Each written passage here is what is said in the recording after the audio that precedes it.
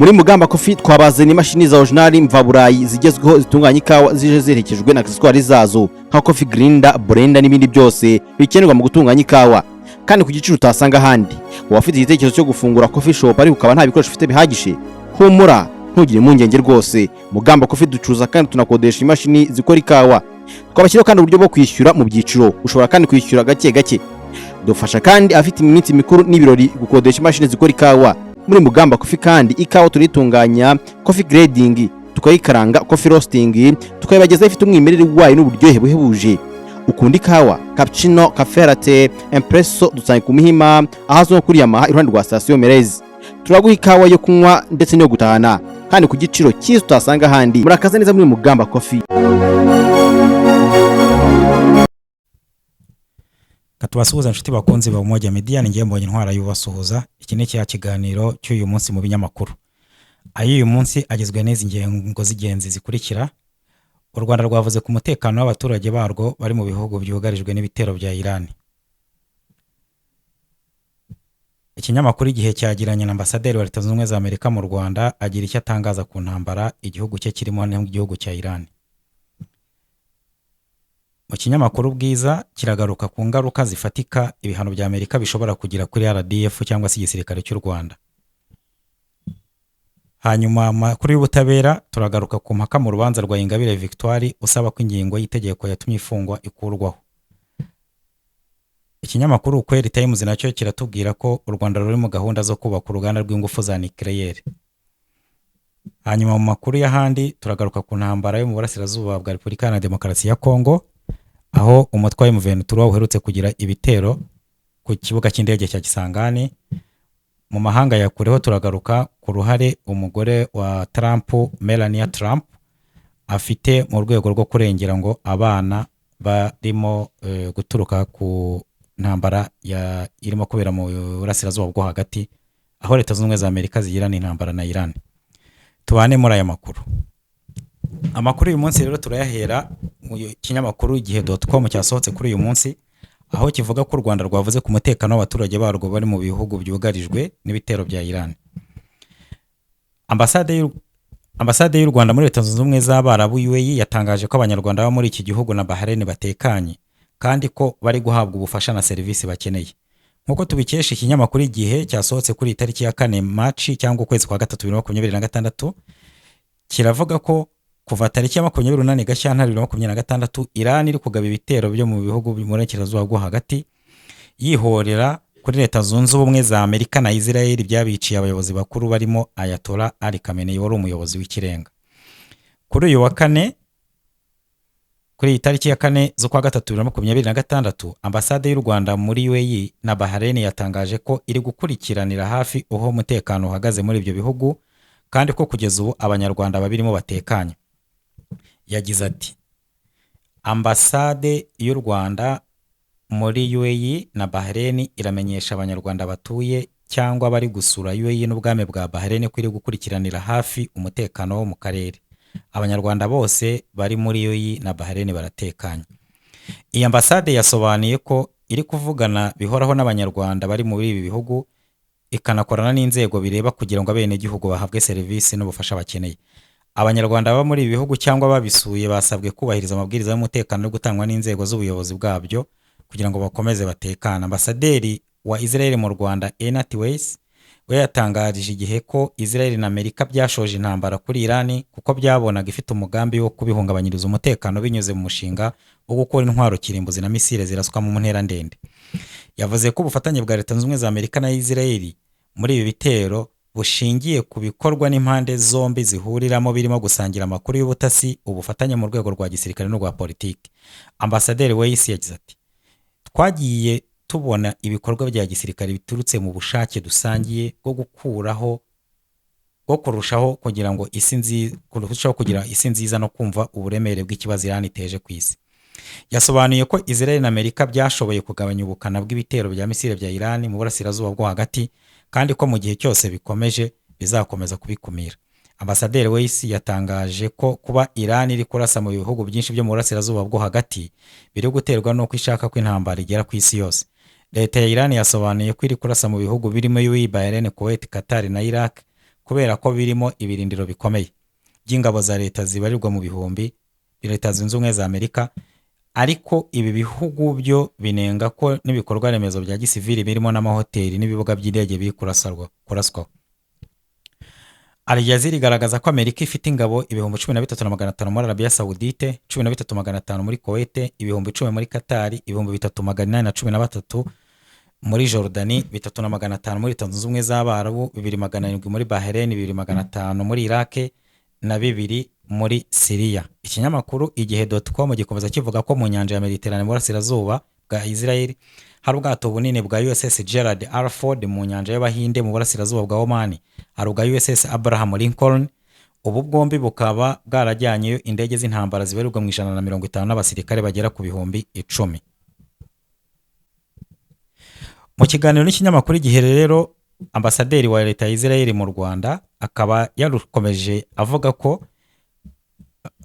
igihe cyamubajije bimwe mu bibazo bitandukanye, hari nkaho igihe cyamubajije ko hari ibiganiro hagati ya Leta Zunze Ubumwe za Amerika na Iran ku buhuza bwa Oman, kandi byatangaga icyizere n'iki cyatumye hafatwa icyemezo cyo gutera Iran. Ambasaderi Weiss akaba yashubije agira ati igihe cyo gutera cyashingiye no kuri ibi biganiro. Twumvaga ko Iran ku rundi ruhande amakuru y'ubutasi akaba yaravugaga ko batari kongera kubaka ubushobozi bwabo ku bijyanye n'ibisasu kirimbuzi bya misile, ahubwo bari mu guhisha ibyo bisasu bya misile ndetse na gahunda yabo yo gukora intwaro za nucleaire bikorewe mu buvumo. Hashingiwe ku makuru y'ubutasi byagaragaye ko bari gukomeza ibyo bikorwa mu gihe bari no mu biganiro, birumvikana ko cyari ikimenyetso cy'umuburo. Icya kabiri ni uko mu gihe baganiraga ubuyobozi bwa Iran bwahisemo gukandamiza abanya-Iran baburizamo ikimenyetso icyo ari cyo cyose cy'imyigaragambyo. Mu gihe twaganiraga twabonye ko hari ukubusanya hagati y'ibyo bavuga n'ibirimo kuba mu by'ukuri. Ikinyamakuru igihe cyamubajije kigira kiti intego y'ibi bitero ni iyihe, by'umwihariko kuri Israel n'abafatanyabikorwa banyu ba Amerika, ese mubona iyi ntambara izarangira vuba? Ambasaderi akaba yasubije agira ati birasaba ko nsubira inyuma gato kugira ngo humvikane intego y'iki gitero. Ubutegetsi bwa Iran bumaze hafi imyaka 50 ku butegetsi, uhereye ku mpinduramatwara yo muri 79. Kuva bwafata ubutegetsi kugeza uyu munsi bahisemo inzira y'iterabwoba. Tugarutse ku ntego, hari nke dufite. Iya mbere no guhagarika ibitero by'iterabwoba bya Iran kuri Israel, guhagarika ibikorwa bya Iran bikomeje kugeragezwa byo guhanagura burundu igihugu cya Israel kuko niyo ntego ikomeye ya Iran, ndetse no guhagarika ibikorwa byo gushyigikira imitwe y'iterabwoba. Ambasaderi yakomeje avuga ati wibuke ko ejo hashize mu gihe Iran yarasaga misile kuri Israel, umutwe wa Hezbollah nawo wahise ubyinjiramo. Hezbollah no mutwe ufashwa na Iran. Icyambere dushaka no kugerageza gukura iki kibazo mu buzima bwacu burundu. Nta gihugu gikwiye kubana n'ikibazo nk'iki byiteka. Ambasaderi yakomeje agira ati icya kabiri no gufasha abaturage ba Iran bigaragambije mu byumweru byinshi bishize basaba isi kubafasha bagahabwa amahirwe yo guhitamo hazaza habo. Akomeza avuga ko atekereza ko mu burasirazuba bwo hagati bababaye bikomeye, bityo Iran ikabikwiye gukurwa mu bibazo biri mu burasirazuba bwo hagati. Umunyamakuru wa igihe yamubwiye ati twabonye Iran isubiza mu buryo bukomeye ibitero, ni ibintu mwari mwiteze? Ambasaderi yagize ati yego cyane, twari twiteze ko Iran izasubiza, ibyo twarabibonye no muri Kamena 2025. Wibuke ko kuva muri Kamena kugeza mu mpera za Gashyantare n'intangiro za 2026 ubwo ibitero byatangiraga, ubukungu bwa Iran bwarashegeshwe cyane, ariko hejuru y'ibyo bashyizeho gahunda yo gukora misile za rutura. Ibyo twarabibonye uko byagiye byiyubaka, kandi twari tuzi ko nibagera ku byago ibyo ari byo byose bazarasa mu buryo butarobanura. Wibuke kandi ko umuyobozi w'ikirenga yishwe mu bitero bya mbere bya Israel na Amerika, ko bw'ibyo twari tuzi neza ko bazasubiza. Ariko kuri icyo hari ibyo nshaka kuvuga. Ntekereza ko igihe kigeze ngo isi muri rusange ihagarika uburyarya iyo bigeze kuri Israel, kubera ko mu gihe Israel ihisemo kurwanya ubutegetsi bwa Iran, nubwo bishoboka ko habaho kwangirika kw'ibindi, intego ya Israel ni ubutegetsi bwa Iran n'ibikorwa by'iterabwoba. Iran yo ku rundi ruhande irasa ku bushake ibice bituyemo n'abantu. Ambasaderi akaba yakomeje avuga ati impamvu kuri hari umubare muto wabaguye mu bitero bya Iran by'ejo hashize, kuko abaturage 9 nibo bishwe na misile rutura za Iran, nuko twubahiriza amategeko atangwa na guverinoma.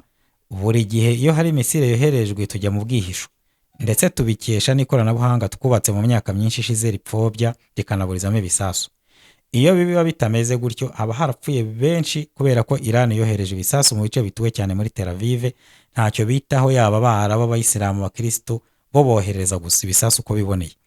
Navuga ko itandukaniro rihari ugereranyije no muri Kamena ni uko ubu batangiye kohereza misiri mu burasirazuba bwo hagati bwose muri Leta Zunze Ubumwe z'Abarabu, Bahrain ndetse no muri Cyprus nk'uko twabibonye ejo hashize. Umunyamakuru w'igihe.com yakomeje amubaza ati twavuga ngo ingaruka z'ibitero bya Iran kuri Israel zingana gute?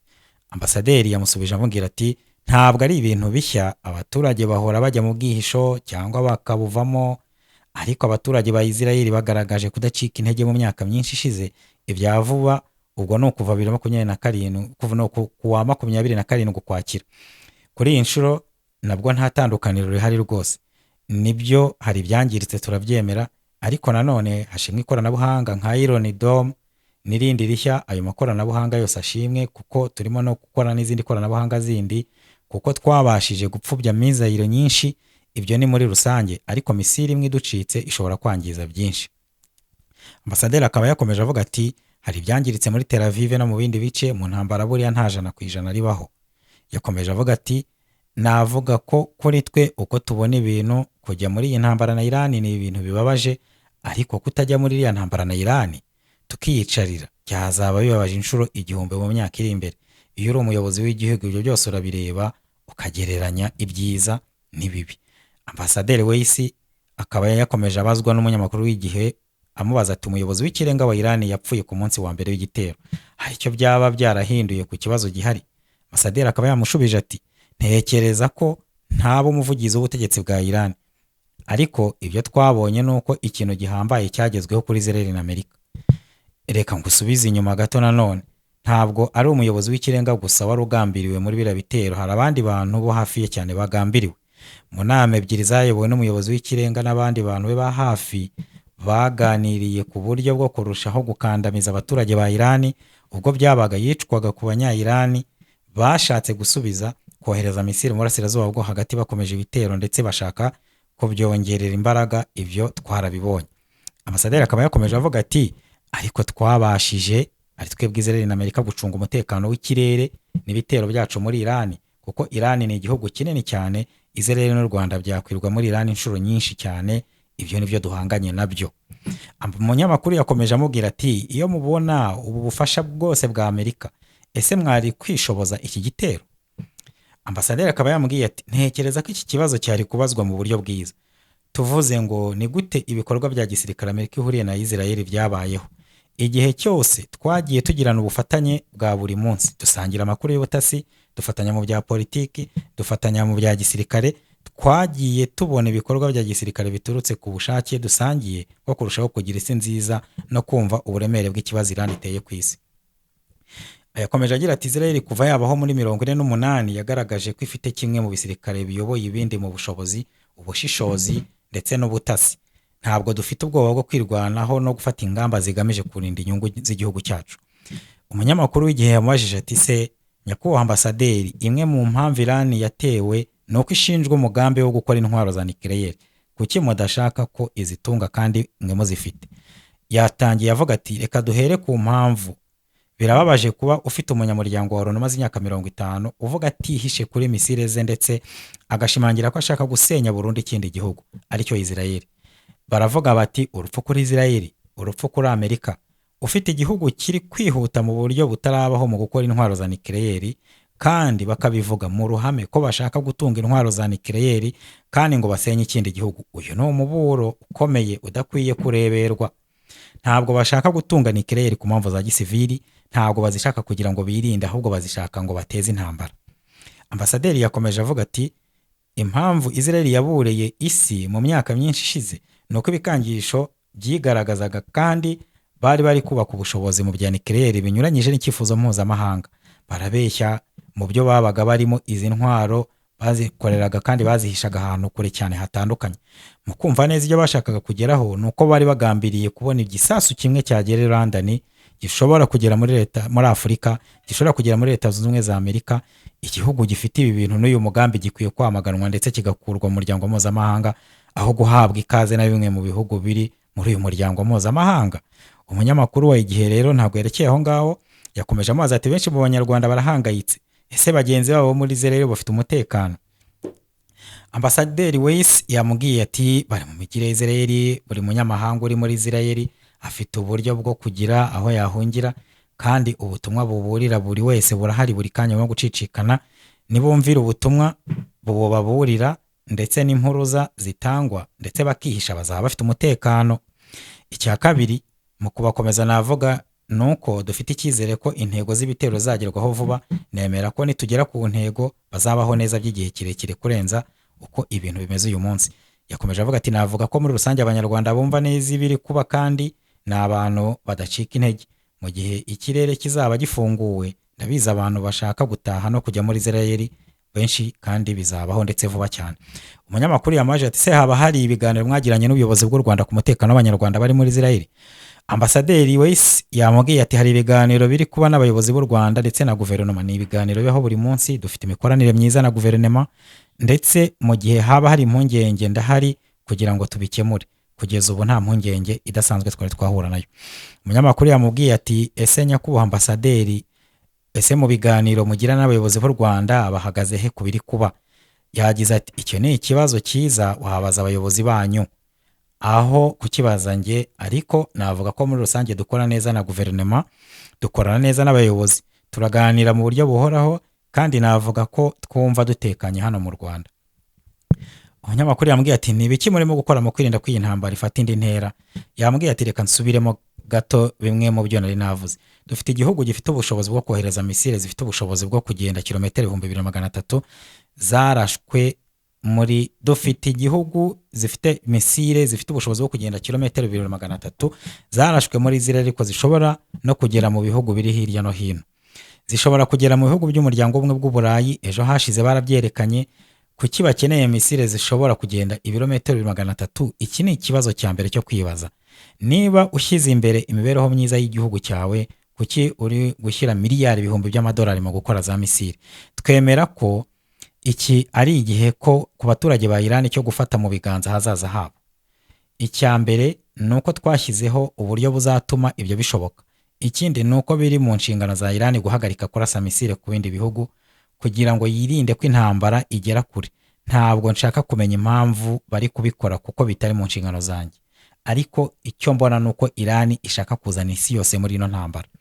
Ambasaderi Weiss mu by'ukuri yakomeje agira ati iki ni ikibazo gikwiriye kubazwa Iran, kuki bakomeje kwagura intambara aho gusubiza gusa Israel ku rundi ruhande, ariko nubwo bari gusubiza ubutegetsi bwa Israel bari kurasa abasivili.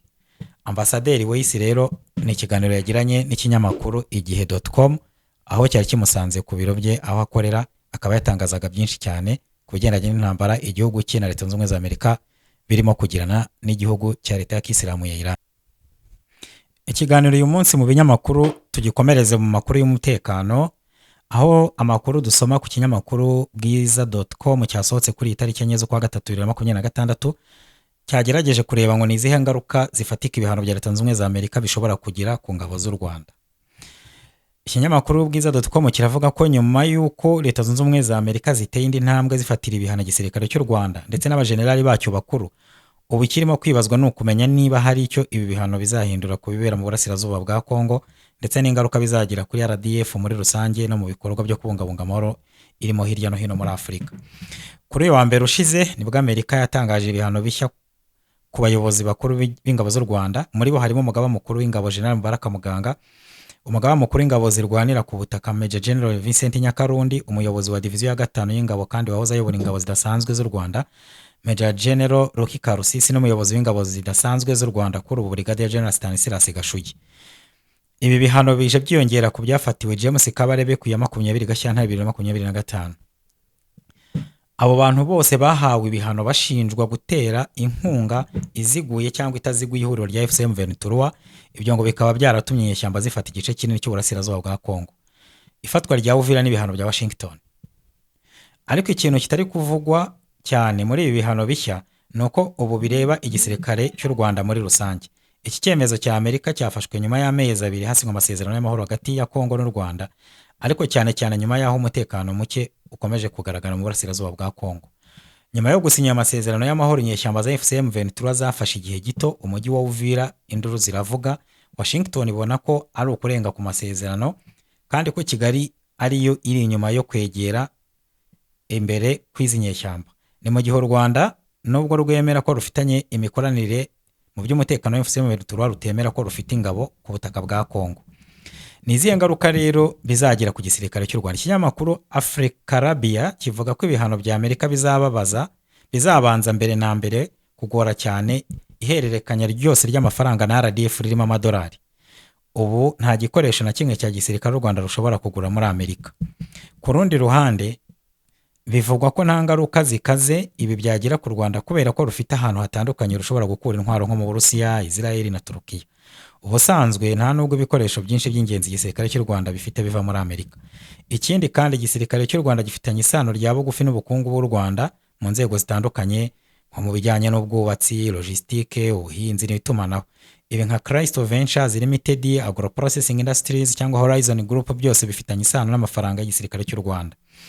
Ikinyamakuru bwiza.com rero gikomeza kivuga ko ibihano bya Leta Zunze Ubumwe za Amerika bishobora kutagira ingaruka zifatika ku gisirikare cy'u Rwanda. Iraq, Uburusiya, ibihano ni gake bitanga umusaruro. Urwo n'urugero batangaga. Ibi bihano kandi bitera kwibaza ikindi kibazo: imishahara y'ingabo z'u Rwanda ziri mu butumwa bwo kubungabunga amahoro mu bihugu bitandukanye mu Central Africa, Mozambique n'ibindi byo bizagenda gute? U Rwanda ni kimwe mu bihugu bya mbere muri Afrika bigira uruhare runini mu kubungabunga amahoro muri Afrika. Loni izakora iki rero?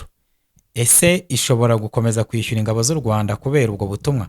Twabibutsa ko ubwo ni bwiza.com ivuga ngo twabibutsa ko kugeza ubu Leta Zunze Ubumwe za Amerika zonyine arizo zafatiye ibihano igisirikare cy'u Rwanda, kandi ibihugu byinshi by'Uburayi bifite inyungu mu gukomeza ibyo bikorwa by'umuryango w'abibumbye, cyane cyane muri Mozambique aho Total Energies ifite site nyinshi n'imishinga ya gazi. U Rwanda rero rushobora gukomeza kwiringira inkunga y'Uburayi. Amaherezo rero ngo nubwo ibi bihano bya Amerika bigaragara nk'igihombo ku Rwanda, byibuze ukurikije uko bivugwa ntibiteganije ko bizahagarika ibikorwa bya gisirikare by'u Rwanda vuba. Ibihano ntabwo byigeze bihatira igihugu gupfukama. Iraq, Uburusiya, Iran n'ibindi hashyizweho ubundi buryo bwo guhangana n'ibihano. Ubukungu bukomeza kwifata neza kandi ibihano iteka ntibitanga umusaruro. Amerika nk'uko ikinyamakuru gikomeza kivuga yizera ko u Rwanda rukomeje kwishingikiriza ku nkunga mpuzamahanga rushobora kugabanya uruhare rwarwo mu ntambara ibera mu burasirazuba bwa Kongo no guhagarika inkunga bivuga ko rutera u Rwanda. Hagati aho kuri uwo munsi Washington ifatira ibihano igisirikare cy'u Rwanda, umugaba mukuru w'inyeshyamba za FCM 23 Makenga wari waravuzwe ko yapfuye yagaragaye yakira abarwanyi bashya 1500 muri FCM 23. Icyafashwe nk'intambwe ya mbere inyeshyamba zateye mu kwerekana ko Amerika izifatiye ibihano uburyo bwari bwo bwose ntacyo byazitwara. Amakuru mu byo twabasomeye uyu munsi tuyakomereze mu butabera, aho ikinyamakuru igihe.com cyanditswe kuri itariki ya 4 z'ukwa 3/2026 cyavuze ku mpaka mu rubanza rwa Ingabire Victoire usaba ko ingingo y'itegeko yatumye afungwa ikurwaho. Ikinyamakuru igihe.com kiravuga ko urukiko rw'ikirenga rwatangiye kuburanisha mu mizi urubanza rwa Ingabire Victoire Umuhoza, akaba agaragaza ko ingingo y'106 y'itegeko rigenga imiburanishirize y'imanza nshinjabyaha inyuranye n'ibiteganywa na zimwe mu ngingo z'itegeko nshinga. Urubanza rwaranzwe n'impaka nyinshi cyane hagati ya Ingabire Victoire n'intumwa ya leta yatumijwe ngo itange ibitekerezo kuri iyo ngingo yarezwe. Iyo ngingo y'106 y'itegeko rigenga imiburanishirize y'imanza nshinjabyaha niyo yashingiweho n'urukiko rukuru ruhamagaza Ingabire Victoire ndetse bimuviramo gufunga iminsi 30 y'agateganyo. Ingingo y'106 igaragaza ko y'urukiko rusanze hari impamvu zatuma hakekwa abandi bantu kuba barabaye bafatanyacyaha cyangwa se ari ibyitso by'ukurikiranyweho icyaha, rubahamagaza kugira ngo bagire ibisobanuro batanga muri urwo rubanza. Ikomeza yerekana ko iyo urukiko rumaze kubaza abahamagawe mu rubanza rugasanga nta bimenyetso bituma bakekwaho icyaha, rufata icyemezo cyo gukomeza iburanisha batongeye guhamagarwa. Iyo rusanze ibisobanuro batanze bidahagije kandi urukiko rugasanga hari ibimenyetso bibashinja icyaha, rutegeka ubushinjacyaha gukora iperereza buhereye ku byagaragajwe mu iburanisha. Ingabire Victoire Umuhoza yasobanuye ko kuba urukiko ruhamagaza umuntu ku giti cye nk'icyitso cyangwa n'umufatanyacyaha byerekana ko uwo muntu ataba gifatwa nk'umwere. Yasobanuye ko kuba umucamanza ashobora gutumiza umuntu agasesengura imvugo yamubwiye usanga yinjiye mu zindi nshingano z'ubugenzacyaha n'ubushinjacyaha.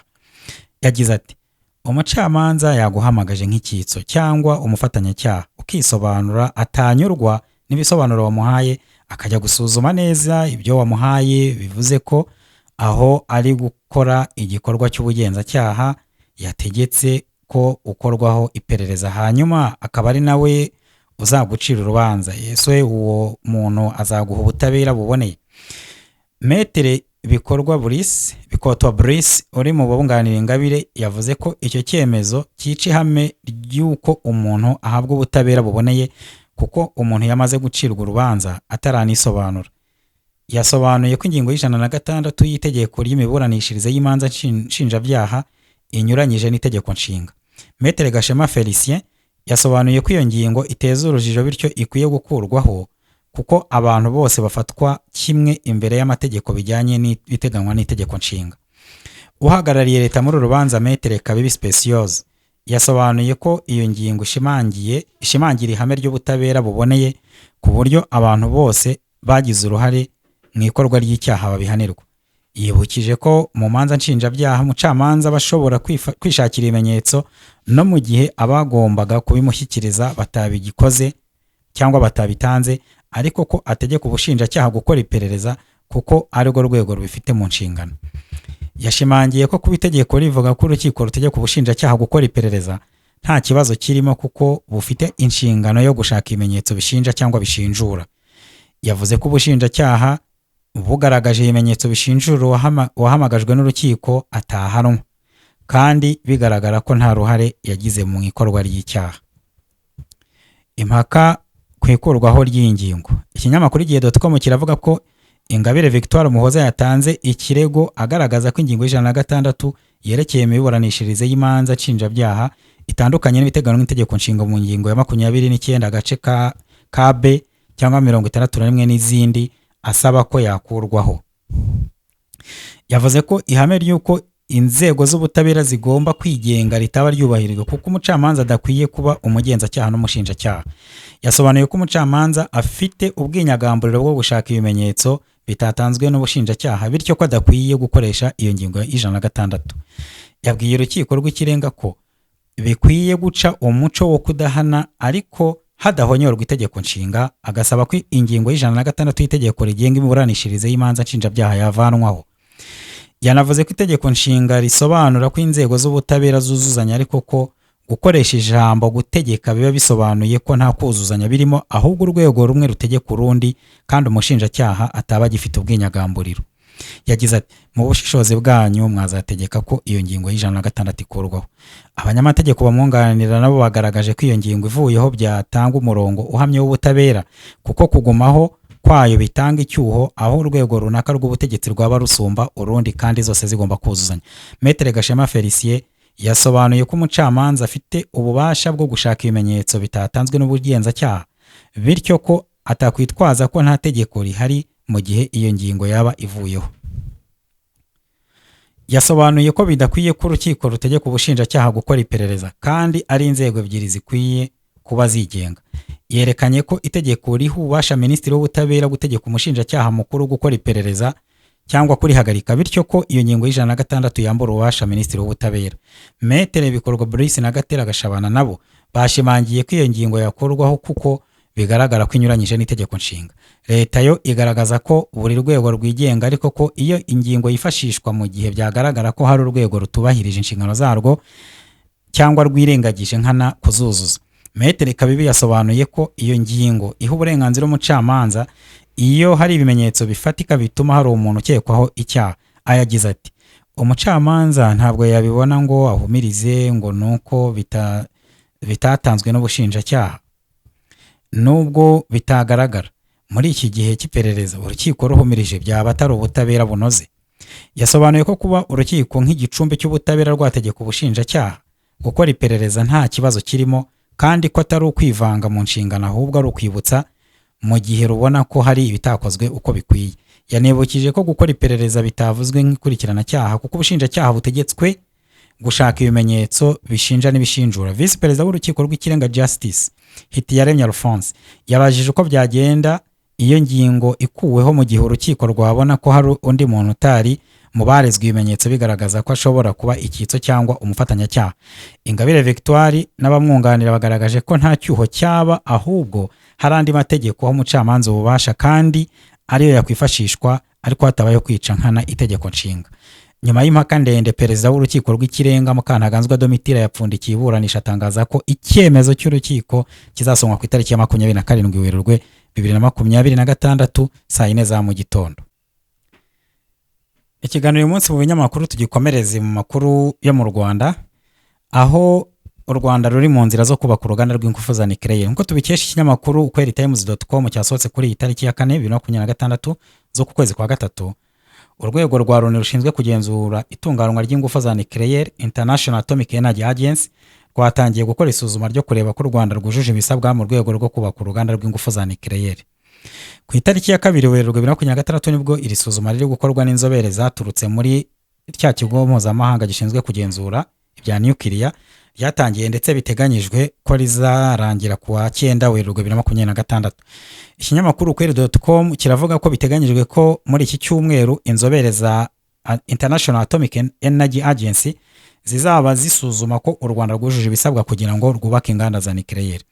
Zimwe mu ngingo z'ingenzi zirebwaho no kureba uburyo politiki y'igihugu ihagaze ku ikoreshwa ry'ingufu za nucleaire, ahazaturuka amafaranga yo kubaka izo nganda n'ibindi, ndetse hanasuzumwe kandi niba hari ubushobozi bw'uko igihugu gishobora gukumira ingaruka zishobora guterwa n'izo nganda z'ingufu za nucleaire ndetse n'ibindi byinshi. Umuyobozi mukuru w'ikigo cy'igihugu gishinzwe ingufu za atomic mu Rwanda RAEB, Dr Fidel Ndahayo, yavuze ko u Rwanda rumaze igihe rushyira imbaraga mu bikorwa byo guteza imbere ibijyanye no gukoresha ingufu za nucleaire, birimo gufungura ishami ribyigisha, gutumiza ibikoresho byifashishwa mu buvuzi bikoresha izi ngufu ndetse n'ibindi.